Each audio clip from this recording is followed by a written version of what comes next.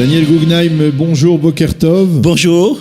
Alors, on se retrouve après cette interruption due au fait de Pessah et on est tout de suite plongé dans un tout autre contexte, un contexte beaucoup plus douloureux, celui de la Shoah, de la mémoire de la Shoah, avec les cérémonies de commémoration du Yom HaShoah qui débuteront ce soir. Et on ne peut pas ne pas parler avec vous de l'aspect, on va dire, de l'aspect social, et économique et social de la Shoah et de la situation économique des rescapés de la Shoah qui vivent aujourd'hui en Israël. Et avec vous, et puisque nous sommes sur Studio Kalita, je voudrais que nous essayions de nous focaliser en particulier sur les rescapés de la Shoah qui sont d'origine française ou qui sont francophones et sur l'aide dont ils peuvent bénéficier aujourd'hui, et de la part de l'État et peut-être de la part d'autres organisations. Vous m'avez parlé de l'association Alumim, qui est l'association des enfants cachés pendant la Shoah. Alors, expliquez-nous un peu comment essayer de venir en aide à ceux qui sont dans le besoin, ceux qui ont souffert dans leur chair et qui sont aujourd'hui dans le besoin. Oui. Souvent à l'occasion du Yom HaShoah en Israël ou des choses internationales, les médias israéliens et l'Institut statistique publient des statistiques sur l'état des gens âgés maintenant bien sûr qui ont subi la Shoah. Et dans les statistiques que j'ai vues, les dernières de 2016, parlaient d'un tiers qui sont en dessous du seuil de la pauvreté. De la même façon qu'il est... Là, aujourd'hui, on parle dans les données réactualisées d'un cinquième des rescapés de la Shoah qui vivent en deçà du seuil de pauvreté. Justement, c'est ça que j'allais dire.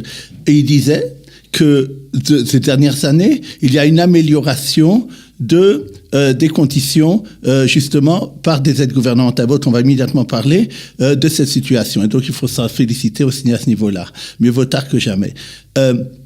Justement, je voudrais... On parlait, je le citais tout à l'heure, je vous donne des données réactualisées qui viennent de l'Office d'attribution d'allocation du ministère israélien des Finances, qui parle d'une augmentation de plusieurs centaines de millions de shekels au cours de l'année écoulée et d'un total de 5 milliards 600 millions de shekels d'allocations qui ont été versées donc aux rescapés de la Shoah de diverses formes. Il s'agit de près de 200 000 rescapés de la Shoah qui vivent encore. Exactement. Je connais ces fiches, je les ai vues. Je voudrais dire la chose suivante. Par exemple, que les gens doivent savoir qu'ils ont totalement la gratuité sur les soins des médicaments. Et donc, c'est très important pour des personnes âgées qui ont souvent malheureusement besoin de médicaments, souvent qui coûtent cher. Ces aides-là permettent, c'est ce que vous appelez des aides indirectes, sont pas directement. Il y a aussi de ça qu'on attribue de l'argent par mois aux rescapés de la Shoah. Il y a aussi ces aides-là, les aides dans des fois des Philippines ou des choses comme ça que des gens comme ça qui ont besoin d'aide. Je voudrais vous dire la chose suivante. Vous parlez que le ministère des Finances a publié des chiffres. Maintenant, justement, quand on parlait d'Alumim, il m'a téléphoné il y a quelques semaines de ça, la trésorière du groupe Alumim, qui est chargée justement de faire les dossiers pour les francophones. Elle m'a dit même, elle va chez les gens parce que souvent, à cet âge-là, ils peuvent pas se déplacer. Donc, il faut savoir que s'il y a des gens qui pensent avoir des droits, il suffit qu'ils aillent à cet Alumim et qu'ils demandent. Mais la raison pour laquelle elle m'a appelé, puisque vous parlez des ministères des Finances, et je ne peux pas ne pas le dire, elle m'a dit, il y a quelque chose de pas normal qui s'est passé maintenant. Sur le mot pas normal, c'est moi qui le dis, c'est plus grave d'en savoir. En vérité, une grande partie des aides que le ministère des Finances donne est due au Joint.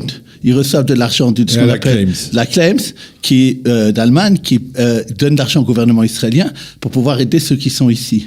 Maintenant, cette Joint donne aussi directement aux gens qui ont les droits de l'argent.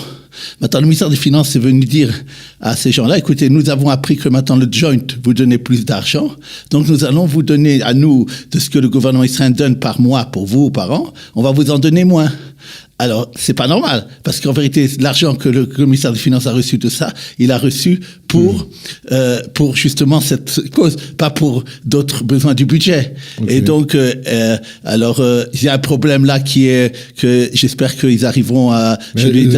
ça concerne, on va dire, l'ensemble des rescapés, hein, pas seulement les francophones. Oui, bien sûr, mais bien évidemment, ce problème. Mais elle, en tant que, justement, elle fait très attention, elle essaie de faire avoir le maximum d'argent et surtout d'allocation à ces personnes-là directes. Elle était très très en colère de cette situation. Elle a raison. Donc il faut malheureusement je pense il y a des côtés encourageants, et il y a toujours des problèmes.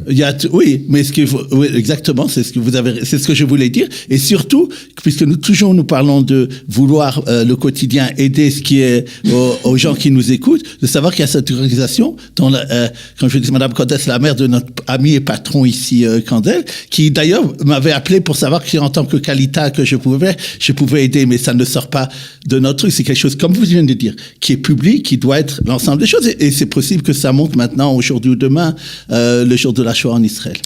Alors, nous avons donc évoqué, bien entendu, la situation donc des rescapés de la Shoah. Je voudrais que nous revenions sur des sujets, on va dire, plus courants dans la vie économique de l'État d'Israël. Et on a beaucoup parlé ces derniers jours, même pendant Pessah, mais également ces derniers jours, de l'arrivée d'Amazon sur le marché israélien, marché économique israélien. Qu'est-ce qu'une telle arrivée pourrait avoir comme effet ? Très bien. Il y a quelques mois déjà, il y a eu le fait que Amazon a commencé à annoncer qu'il pensait y aller. Et hier, avant-hier dans la nuit, il a fait un autre pas, qui est d'envoyer à des vendeurs en Israël le fait, vous pouvez nous représenter. Quel est l'intérêt nous vous donnons un cahier de charges. Tout représentant de Amazon dans le monde entier a un carnet de charges. Par exemple, vous promettez au client que dans les 5 jours, ça arrivera chez lui, l'objet ou ce qu'il a commandé. Maintenant, il y a aussi donc la communauté économique et financière en Israël ont vu qu'il y avait un nouveau pas.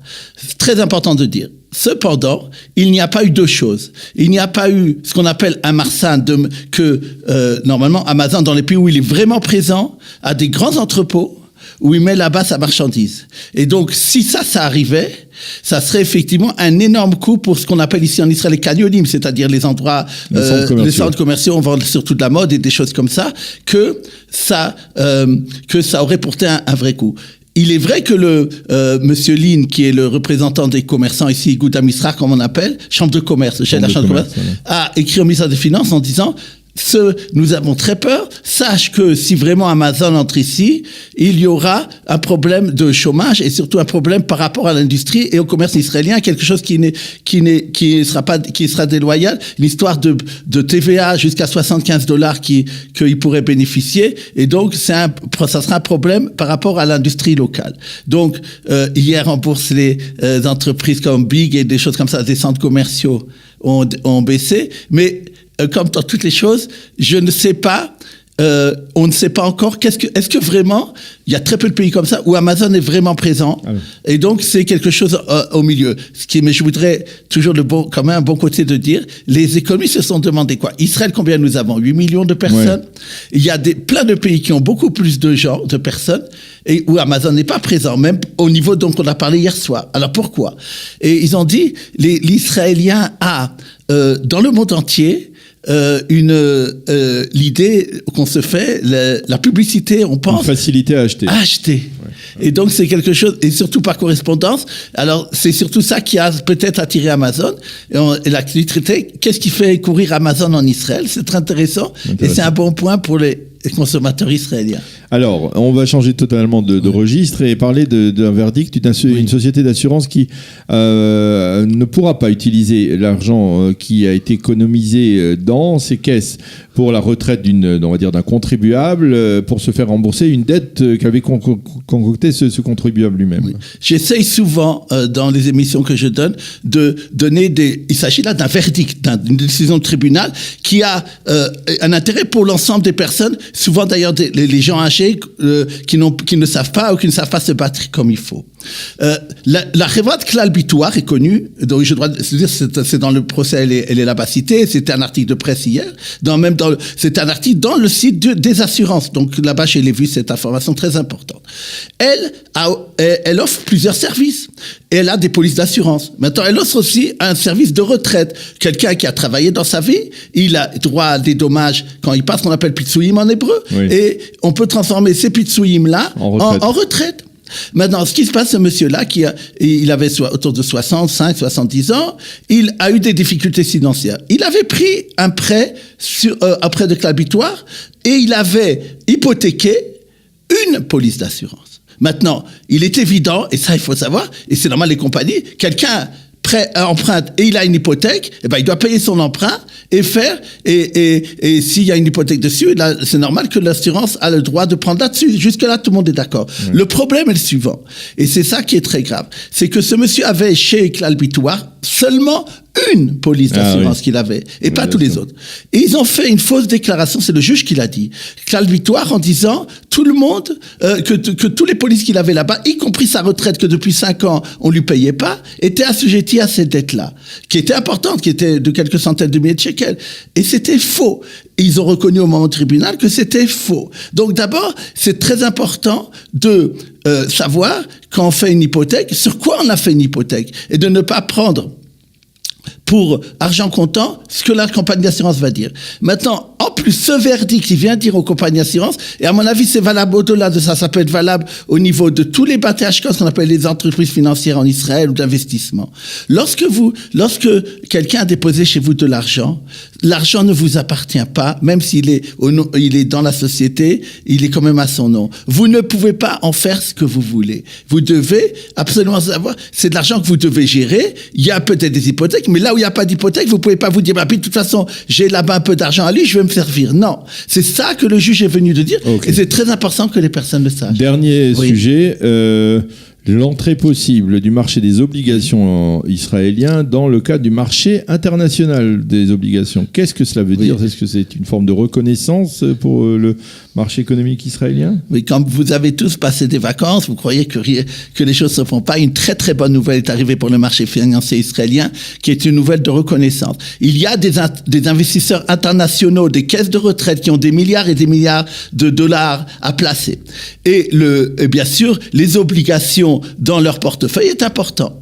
Il y a l'entreprise internationale qui fait ce qu'on appelle un indice international des marchés obligataires, s'appelle FETCE, a décidé que Israël, vu le marsor, c'est-à-dire combien il y a d'échanges par jour sur le marché obligataire, surtout d'État, et la force de l'économie, encore ils ont énormément de critères, va avoir le droit, et c'est pas tout le monde, c'est pas tous les pays, de faire partie de cet indice. Ils les ont donné encore 3 mois de vérification, mais à mon avis c'est uniquement technique, et c'est très important parce que ça veut dire à terme que non seulement il y aura plus d'échanges sur ce marché-là, et c'est une reconnaissance, encore une fois, le marché financier est avant tout, on apprend en économie, pour aider à financer une économie, et donc c'est très important qu'on ait une reconnaissance internationale des marchés, c'est eux qui fixent en vérité la chose économique et financière, de dire Israël fait partie, la bourse de Tel Aviv obligatoire va faire partie maintenant des grands mondiaux.